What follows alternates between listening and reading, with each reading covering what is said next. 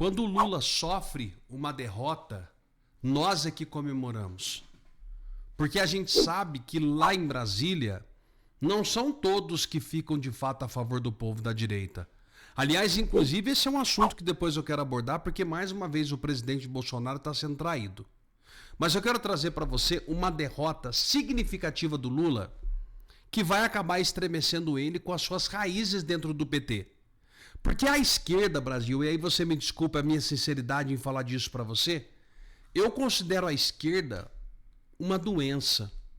Os esquerdistas, eu considero. Porque eles defendem coisas que não pode ser defendido. E o Lula, com essa derrota agora, acaba de complicar a vida dele perante a sua base. Perante aquilo que a doutrina da esquerda, aquilo que o Foro de São Paulo, aquilo que essa turma vem. E eu vou trazer aqui uma informação que vai deixar você aflito com tudo que nós estamos falando. Eu vou pedir para você dar o seu like, para você compartilhar, para você se inscrever no canal. Hoje é quinta-feira, dia 6 de novembro do ano de 2025, e aqui estamos para trazer para você as principais notícias do Brasil. Eu tenho um grupo do WhatsApp, tem 6 mil pessoas nesse grupo do WhatsApp, e para você participar dele o link está na descrição. Se você quer participar, vem junto comigo, vem para cá, vamos lá para o nosso grupo do WhatsApp, porque lá eu conto muito mais coisas que eu não posso contar nas redes sociais. Porque as redes sociais têm políticas que às vezes o assunto não pode ser colocado aqui. Então eu quero levar para você esse tipo de informação, tá bom? Hoje, especificamente hoje, a empresa RPN está trazendo uma condição totalmente especial para você que quer recuperar seu cabelo. É este combo aqui, ó. Eu até coloquei lá no nosso grupo do WhatsApp para falar dele. É o combo do resgate capilar. Olha o que você vai levar. Você vai levar o 3 Hair Cap, 3 Hair Elixir, 2 ampolas do hormônio de crescimento e um Native. O Native é um complexo gigantesco para simplesmente você fazer o seu cabelo voltar a crescer. Você vai levar a ampola e o Native de brinde. É uma condição totalmente especial. A RPN está fazendo isso porque hoje aqui na minha cidade, já 6 de novembro, é um aniversário da minha cidade. Se você quer recuperar o seu cabelo, quer fazer o cabelo voltar a crescer, essa é a condição especial. Mas é só hoje, você precisa ligar para 0800 355 3000. Só que eu não vou deixar de falar. É um compromisso que eu assumi neste mês de novembro para falar do Herbal Pro Mais para os homens. Você, meu amigo homem, eu quero chamar a tua atenção aqui. Porque quando a gente está com saúde, está tudo bem, está tudo maravilhoso, o duro é quando você fica doente. E no Brasil estão morrendo mais de 40 homens por dia vítima de câncer de próstata. Preste atenção no que eu vou te falar. No Brasil, no nosso país, mais de 40 homens por dia. 10 dias, gente, são 400 homens. E eu tenho um produto que vai cuidar de você. É o Herbal Pro Mais. Ele é licopeno e óleo da semente de abóbora. É o meu produto de cabeceira. Todo dia eu tomo. Eu fiz esse dia o exame PSA. Acabou, não tem nada. Meu pai estava com a próstata super inchada, suspeitando de câncer. Tomou, não tem mais nada. Então esse é um produto para você que é homem, tá? Eu sei que muita gente gosta de produto capilar, que faz bem, né? Que te deixa numa condição muito boa, com autoestima, mas também tem que cuidar do homem. Você, minha amiga, você pode falar com seu marido, com seu avô, com seu filho, com seu primo. As pessoas que passaram de 40 anos têm que tomar o Herbal Pro Mais. Passa a mão no telefone e liga para 0800 355 3000 que você vai, junto comigo, conseguir ter esse produto maravilhoso. Vitória da vida. Vitória do povo. Vitória de quem fala que realmente é de direita. Você sabia que tem muita gente que é de direita, mas que apoia o aborto? Eu já vi. Não estou aqui te contando conversa fiada. Eu estou falando para você as coisas que acontecem no nosso Brasil. E olha, antes de eu colocar o vídeo, eu preciso te dizer que o ano que vem, 2026, nós teremos uma missão maior que todas. Eu vou estar aqui, ó, junto com você, para falar quem é quem na ordem do dia, porque nós temos pessoas da direita que simplesmente têm decepcionado. Mas a nossa vitória veio com esse vídeo aqui, olha aqui, ó. Vitória da vida. Nós acabamos de reprovar, de rejeitar aqui no plenário da Câmara dos Deputados a resolução 258 de 2024 do CONANDA, que liberava geral em relação ao aborto. O governo Lula é favorável ao aborto, nós sabemos disso. Mas nós não. Nós defendemos e valorizamos a vida. Nós somos contra a cultura da morte. É por isso que eu, a deputada Cristo Nieto e outros assinamos o PDL de número 3 de 2025, que reprovava, que rejeitava essa resolução do CONANDA. E nós acabamos de, então, aprovar esse PDL para reprovar, rejeitar de uma vez por todas a cultura da morte que o Lula queria implementar no Brasil. Parabéns, parabéns, Felipe Barros, parabéns a todos os deputados envolvidos, porque isso aqui, gente, deixa eu te chamar a atenção. Isso aqui não é uma lei qualquer. Isso aqui é uma lei espiritual. Você tem noção do que nós estamos falando? Graças ao Felipe Barros e outros deputados, foi derrubado uma resolução que liberava qualquer tipo de aborto em qualquer tempo, em qualquer época, qualquer situação, qualquer circunstância. Nós estamos falando de vida, de sopro divino. Nós estamos falando de alma. Nós estamos falando de filhos de Deus. Que as trevas, o diabo, pronto para devorar, implementa esse tipo de coisa para ser aprovado, para ficar legalizado. Para dar a impressão de que retirar uma vida passa a ser tudo normal. Que mal tem? Né?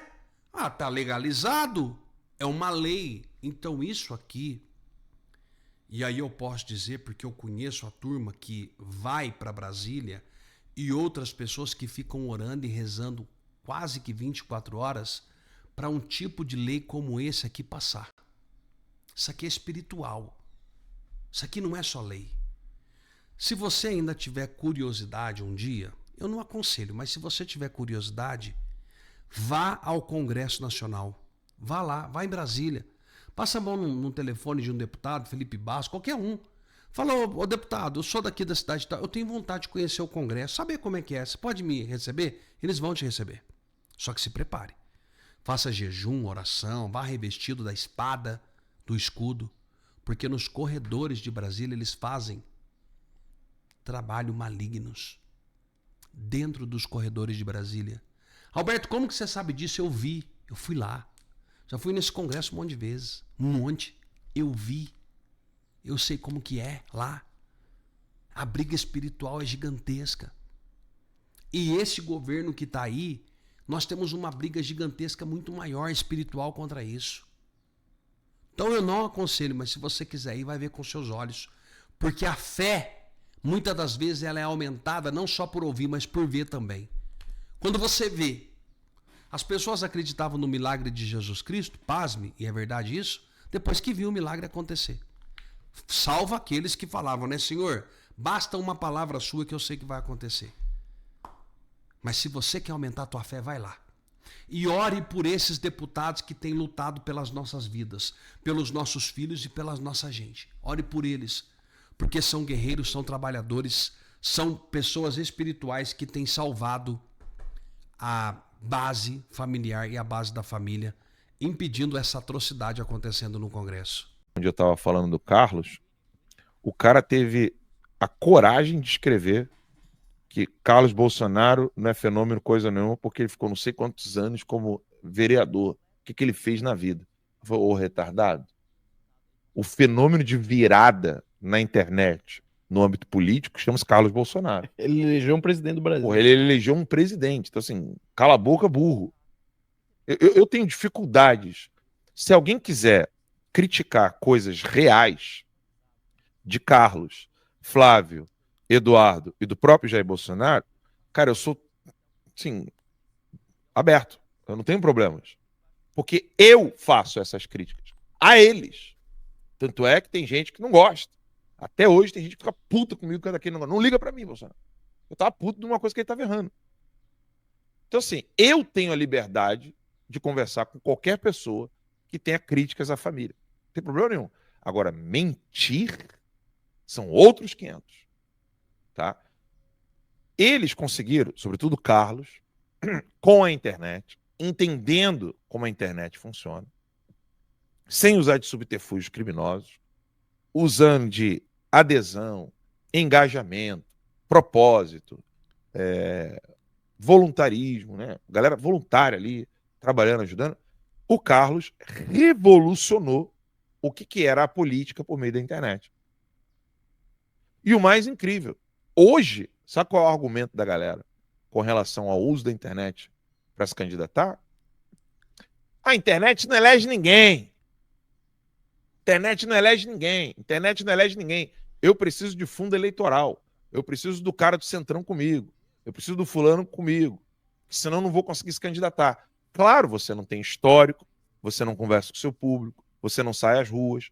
Ministro decidindo quem pode ou não participar de uma reunião com o governador do Rio de Janeiro sobre um assunto que ele não deveria estar indo ao Rio de Janeiro intimidar o governador, e um outro ministro que não tem nada a ver com a história. E o Gilmar Mendes, um sujeito que não tem absolutamente nenhum conhecimento sobre o assunto, e não teve uma porra de um ponto de um voto do eleitor do Rio de Janeiro. Olá, Edu Carvalho, melhor canal de corte do YouTube. Vamos começar o programa de hoje falando sobre o imperador do Brasil, né? O imperador do Brasil, aquele que de mais cedo ou mais tarde tudo cai nele, aquele que realmente manda no Brasil. Nós chegamos num ponto que ninguém mais nem se surpreende quando o Alexandre de Moraes usurpa uma prerrogativa que não é dele. Nós nos acostumamos que tudo do Brasil seja resolvido por quem manda. Aos poucos isso foi chegando. Você elege e paga pelos salários de vereadores, de prefeitos, de deputados estaduais, de governadores, de deputados federais, senadores, do presidente. Mas hoje quem decide absolutamente tudo, no Brasil pelo menos, são pessoas que não tiveram um puto de um voto sequer. Isso que se chama hoje em dia de democracia. Nesse contexto é que surge, então, ainda na semana passada, essa notícia de que o Alexandre iria ao Rio de Janeiro para ouvir explicações do governador do estado, Cláudio Castro, sobre a operação da Polícia Militar nos complexos do Alemão e da Penha. A justificativa, porque isso é uma coisa meio... Não dá a impressão para vocês que o rei vem ao nosso condado pedir explicações, né, para o capitão das capitanias hereditárias? É uma coisa meio bizarra, né? Mas a justificativa fajuta para isso é que agora, como vocês sabem, o Alexandre virou, segundo muitos, contra as regras do Supremo Tribunal Federal, o relator da DPF das favelas, aquela mesma DPF que proibiu a polícia do Rio de Janeiro de subir morro, utilizar helicóptero, etc., para fazer a operação e fortalecer o narcoterrorismo do Brasil. Falamos sobre como isso aconteceu no programa passado e retrasado. Agora, até onde eu me lembro, né, se é para a gente fingir que existe império das leis, no império das leis, se é para fingir que existe lei, o juiz, se ele é um juiz, ele deveria se pronunciar nos autos do processo e mediante a provocação de uma das partes. Mas como eu já disse aqui inúmeras vezes que o Alexandre não é juiz, e sim um pseudo-juiz, ele decide fazer as coisas como ele quer, sem que ninguém tenha provocado processualmente, e resolveu fazer, na verdade, aquela famosa visita intimidatória ao governador do Rio, Cláudio Castro, para pedir explicações sobre a mega operação que levou de arrasto uma centena de vagabundos. Como se não fosse ruim o suficiente, a visita, essa ideia de fazer uma visita intimidatória, ou seja, um homem mais poderoso do Brasil fazendo uma visita intimidatória, segundo reportou a Bela Megali, o Alexandre ainda tomou para si a prerrogativa e o poder de decidir que poderia ou não, quem poderia ou não participar dessa reunião. E eu digo o seguinte, está aí a reportagem, não sou eu que estou dizendo, de novo, é a Bela Megali do Globo. Equipe de Moraes aprova e veta nomes que participam da reunião com Cláudio Castro sobre a operação no Rio.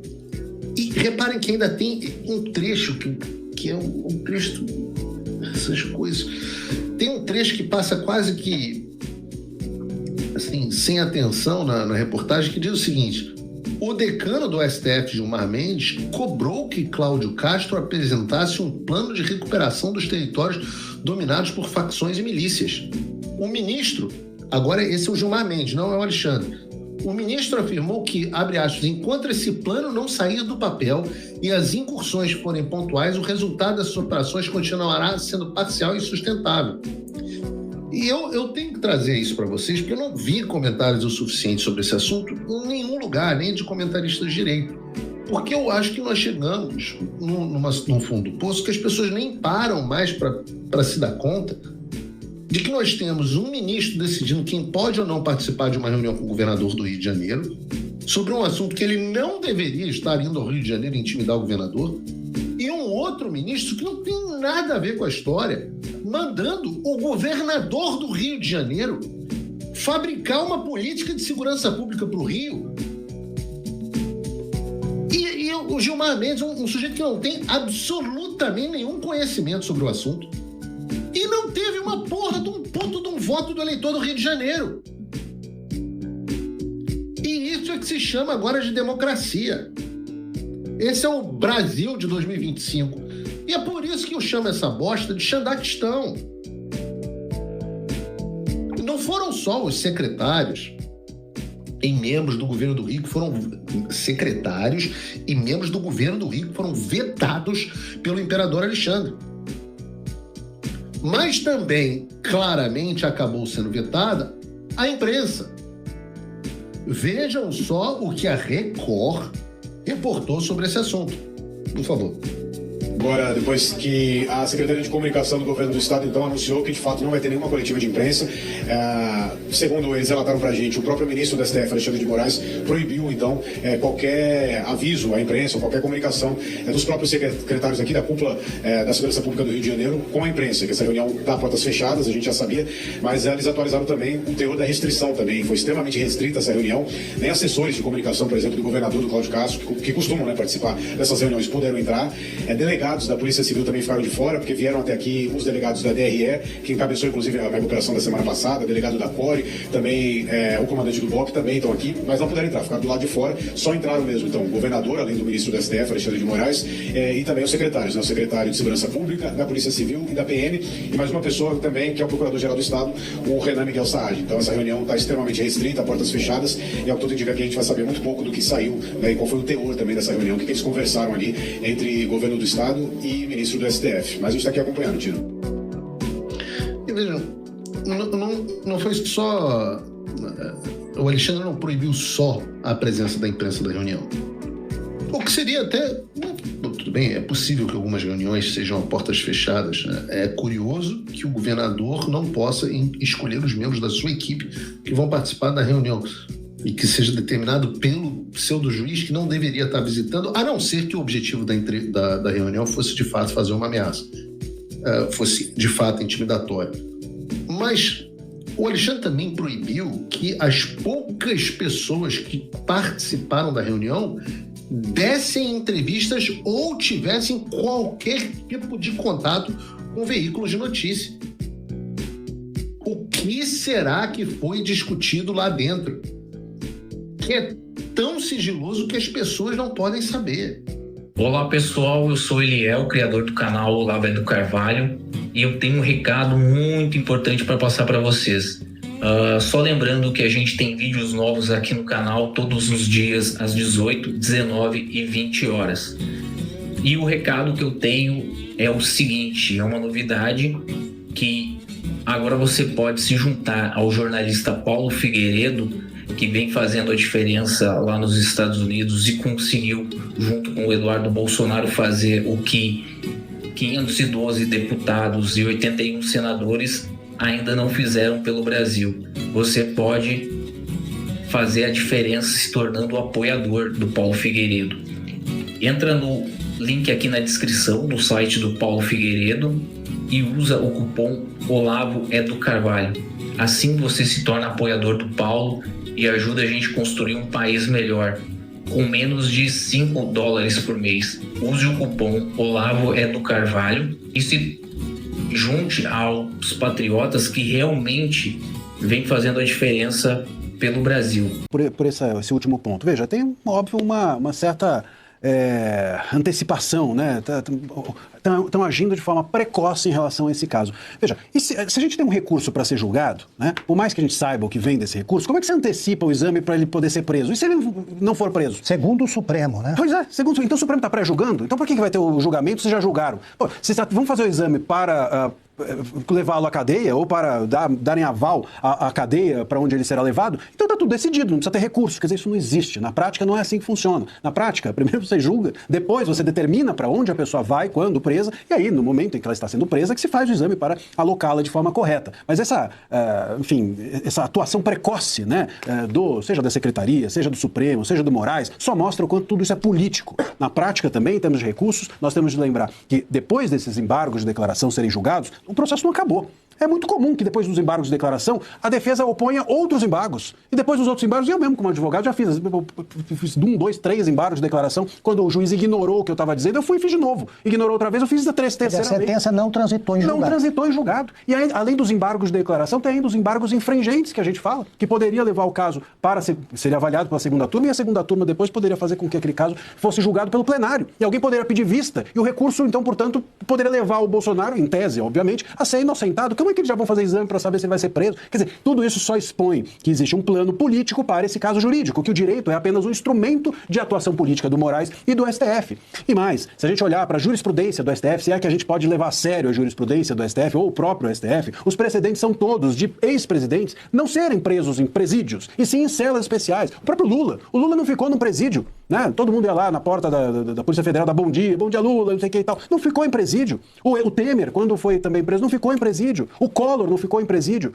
E o Bolsonaro ainda tem esse problema de saúde, que é sem dúvida algo que deveria fazer com que ele continuasse na prisão domiciliar, né? Ele não deveria nem estar preso, vamos dizer a verdade. Mas ainda que assim fosse, em prisão domiciliar. Ele tem, como bem lembrado aqui, câncer de pele e tomou uma facada. Pô, isso não é bobagem. E uma pessoa que tem uma certa idade já. Então, o que me parece que está se desenhando é uma óbvia atuação política do STF também no momento em que o processo acabar, né? No momento em que não houver mais recursos, que houver o trânsito em julgado, eles vão muito provavelmente desejarem levar o Bolsonaro para a Papuda para ostentarem o troféu. É disso que se trata.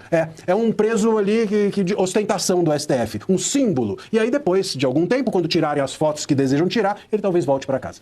Que a especialista em segurança da esquerda falou que os policiais têm que usar, não pode mais usar fuzil, tem que usar pedra. Mas essa dá para matar, pelo menos. Já que ela falou que não pode mais usar fuzil. Bom, segundo uma especialista de segurança da esquerda, que foi às redes sociais falar que policiais não podem mais usar fuzis para enfrentar os bandidos que estão nas nossas comunidades com fuzis, ela falou que tem que usar pedra. Então hoje eu trouxe aqui a nova arma que as polícias civis, militares, federal do Brasil devem usar. Acabem com os fuzis e usa isso aqui que vai resolver o problema. Isso aqui é a cabeça de alguém que se diz entender de segurança pública da esquerda. Lógico que isso aqui nunca vai resolver o problema de segurança pública do Brasil. Para quem está com um fuzil pronto para enfrentar a polícia, só outro policial bem treinado e armado, também com fuzil para enfrentá-lo. Mas é uma vergonha ver alguém que acha que entende segurança pública em falar que temos que voltar aos tempos de pedras e paus para enfrentar os criminosos. Vergonhosa a declaração. Existe um senso de pertencimento muito forte, existe uma migração muito grande vindo para Santa Catarina, porque nós temos bons índices de segurança, enfim, IDH, várias questões. E essa questão de Santa Catarina tem sido muito forte. Então é natural, só que a gente precisa tratar. Se a gente precisa apoiar o Carlos Bolsonaro, e ele vai ter o meu apoio, por que ele vai ter meu apoio? Porque eu sou deputada hoje, e as pessoas que estão criticando o Carlos quando eu falo alguma coisa, né? Vou apoiar, eu falo, meu amigo, eu sou deputada, porque o Eduardo Bolsonaro, eu falei isso no meu grupo ontem, que tem o pessoal mais próximo de mim, eu sou deputada porque o Eduardo Bolsonaro veio aqui e fez evento comigo. O Eduardo Bolsonaro falou no Pânico um dia, é por isso que eu ando com pessoas como a Júlia Zanata, porque eu confio, porque eu sei que ela vai no clube de tiro comigo, que ela não vai me trair. Aí o pessoal fala, mas tu foi competente na tua eleição, tá sendo competente no teu mandato. Sim, mas eu poderia ser a mais competente na minha eleição, tá? Isso é do fundo do meu coração, eu falo em qualquer lugar, mesmo se o Eduardo ficar bravo comigo com alguma coisa, eu vou falar pro resto da vida isso. Eu poderia ser a mais competente da eleição, em 2022, mas as pessoas não iam me dar assim, bola. Ele deu publicidade e disse assim, ó, agora faz a tua parte. Eu fiz a minha parte, fiz uma boa campanha, sei organizar a campanha, tudo. Mas ele me deu luz. Ele disse, essa aqui é da minha confiança. E aí as pessoas me deram crédito. Você entende? Teve um dia, até contei pra ele, que eu liguei, eu tinha o cadastro, antes de eu ser deputada, eu fiz o cadastro das pessoas, tal, enfim. Eu liguei, falei, ó, eu sou candidata, tal. Não, eu já sei, eu já vou votar em ti, porque eu vi o Eduardo Bolsonaro falando de ti. Então isso deve ser reconhecido. E aí, mesmo as pessoas que estão criticando a vinda do Carlos, e eu entendo, e eu não acho que a gente vai ganhar esse debate, já falei isso internamente, nós não vamos ganhar esse debate enfiando goela abaixo. Não vamos. Nós temos que construir. Isso precisa ser construído. E eu já falei com o Carlos recentemente, vou ajudar a construir isso. Vou ajudar. Não vai ter mais atestado. Tá lotada. Você só virá na UPA se você estiver precisando de atendimento médico. Hoje é quarta-feira. Eu tomei essa decisão na terça. Veja a diferença. Preste atenção. Eu vou apresentar a você imagens com vídeo e o áudio é do Dr. Lazarete, o médico que está trabalhando na UPA. Então, agora são 18 horas e 17 minutos aqui, numa quarta-feira, que todos os pacientes recepcionados e atendidos pela triagem, não temos nenhum paciente aguardando atendimento no momento. Isso é agora final da tarde. Olha quantos pacientes estão na fila para serem atendidos. Porém, todo e qualquer paciente que precise de atendimento médico, porque está doente ou com algum outro problema, ele precisa ir à UPA. Dá uma olhadinha como estava e como está. É em nome de Jesus, todos foram curados. Olha, como prefeito de Chapecó, a minha obrigação é fazer com que os serviços públicos atendam às necessidades da população. Ontem eu tomei uma decisão. Nas unidades de pronto atendimento de Chapecó, o atestado será um atestado consciente.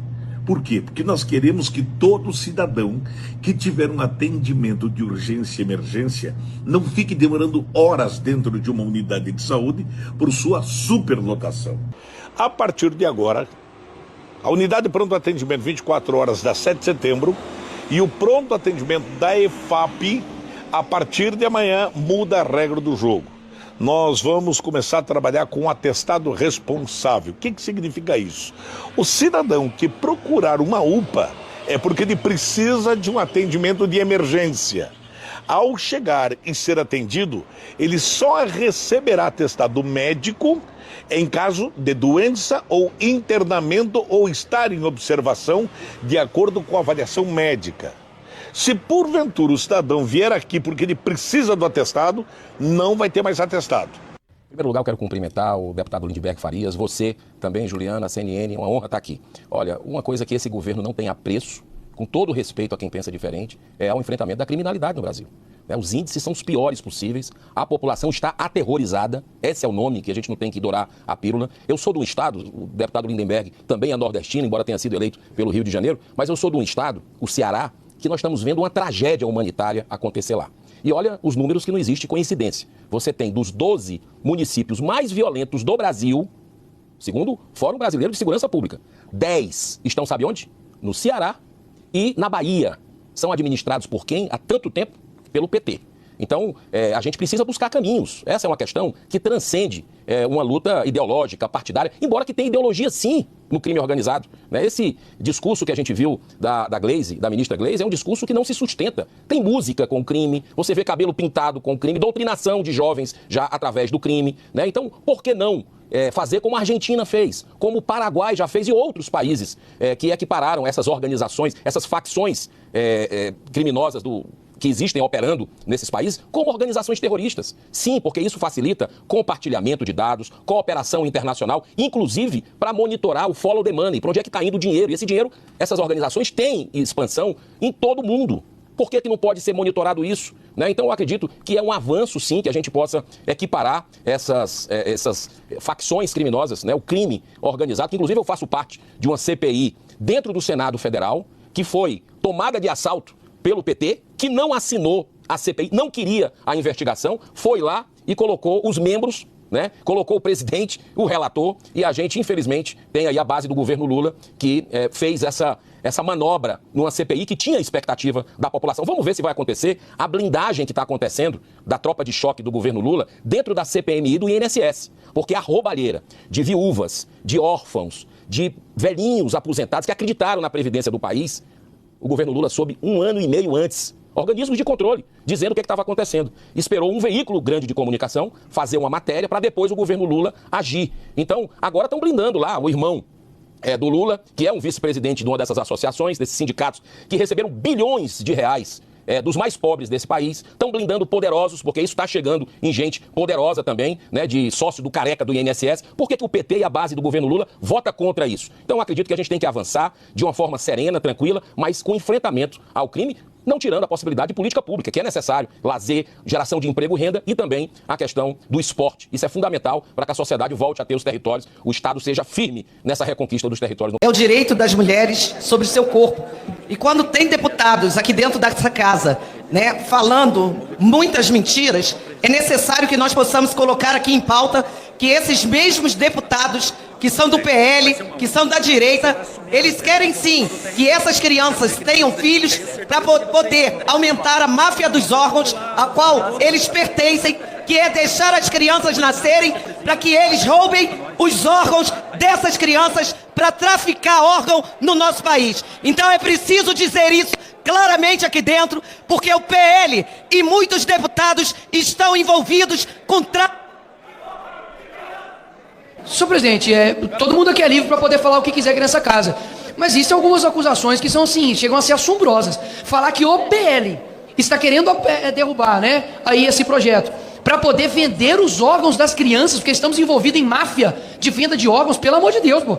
Tem que ter um mínimo de racionalidade para poder acusar alguém. Eu sou um defensor de que a pessoa fale o que quiser aqui nessa casa. Pode continuar falando. Mas assim, vamos ter um mínimo de argumentação plausível aqui no debate. Porque essas acusações, se fossem contrárias, não seriam aceitas como meras acusações. Seriam aceitas como acusações graves e que de fato são, e que colocam um partido inteiro em uma posição de criminosos, que nós não somos. Eu nunca vi uma manchete, Marcelo Van Hatten, de que alguém aqui estaria envolvido em tráfico de órgãos de bebês. Pelo contrário, nós queremos que essas crianças nasçam para que elas tenham direito à vida. Sinceramente, vamos nivelar aqui, ter um denominador comum para que nós tenhamos uma multiplicidade de ideias, mas que elas tenham um mínimo de racionalidade, presidente. Só isso que eu peço. Essa quinta-feira eu vou estar na residência do presidente dos Estados Unidos, no Mar-a-Lago, para palestrar, falar do combate ao comunismo, expor o que está acontecendo no Brasil, para um público muito seleto, que são os maiores doadores do CIPEC Estados Unidos, né? Na verdade da ACU, que organiza o CIPEC. Fico muito lisonjeado, eu acho que é um evento importante para network, fazer relacionamentos, aquele trabalho formiguinha que muitas vezes as pessoas não veem, só veem quando você tira a foto com a autoridade de alto nível. Mas olha só como é que o Metrópolis, o Igor Gadelha noticiou isso. Eduardo Bolsonaro vai a retiro no resort de Trump. Parece até que eu estou indo para um spa, né? E o mundo está tão louco que o Globo foi muito melhor do que o Metrópolis, olha lá. Eduardo Bolsonaro fala sobre combate ao comunismo global em evento no resort de Trump. Então, meus caros, a mensagem é não parar, não precipitar, não retroceder. Nós venceremos. Martin De Luca tuitou isso aqui, ó, que é algo que a gente precisa mostrar pro pessoal. Se uma organização terrorista for designada criminosa, perdão, se uma organização criminosa for designada como organização terrorista, que é o FTO, na sigla em inglês, pelos Estados Unidos, a omissão ou recusa de um governo nacional em agir, né, não impediria a cooperação direta com governos estaduais e municípios dispostos a enfrentar a ameaça. Pode passar por cima do governo federal. Pode passar por cima do governo federal. A história oferece precedente. Quando os governos centrais não estavam dispostos ou não conseguiram confrontar atores não estatais violentos, os Estados Unidos estabeleciam parcerias diretas com autoridades locais ou regionais, desde as forças curdas no Iraque até as milícias locais na Síria, a fim de neutralizar ameaças transnacionais.